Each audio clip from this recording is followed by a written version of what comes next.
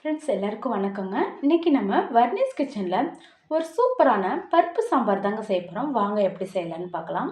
பருப்பு சாம்பார் செய்கிறதுக்கு துவரம் பருப்பை நான் 2 கப் எடுத்துட்டேன். 2 பெரிய வெங்காயத்தை வெட்டிட்டு சேர்த்துக்கலாங்க.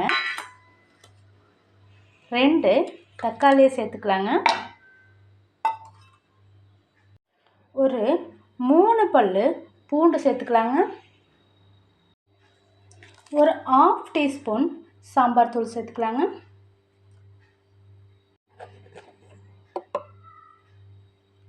ஒரு 1/4 டீஸ்பூன் மஞ்சள் சேர்த்துக்கலாங்க.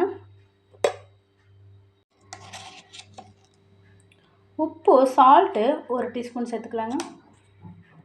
இப்போ இதில் 1 டம்ளர் பருப்புக்கு 3 டம்ளர் தண்ணி ஊற்றி ஒரு 3 விசில் விட்டு எடுத்துகிட்டு வந்துடலாங்க.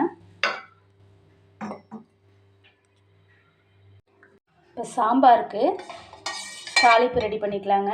அதில் ஒரு கரண்டி எண்ணெய் ஊற்றிக்கலாங்க. கடுகு 1/4 டீஸ்பூன் சேர்த்துக்கலாங்க.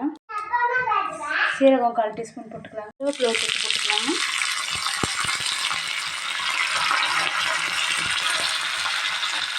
வரமிளகா போட்டுக்கலாங்க.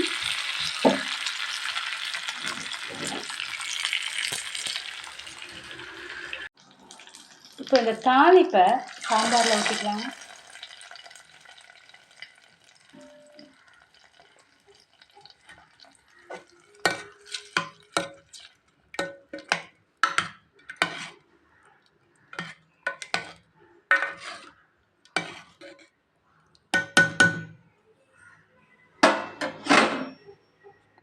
இப்போ நம்மளோட சூப்பரான சாம்பார் ரெடி ஆயிடுச்சுங்க.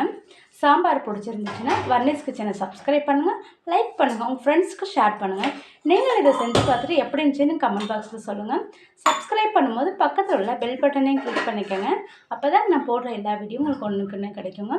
தேங்க்யூ ஃப்ரெண்ட்ஸ், தேங்க்யூ ஃபார் வாட்சிங்.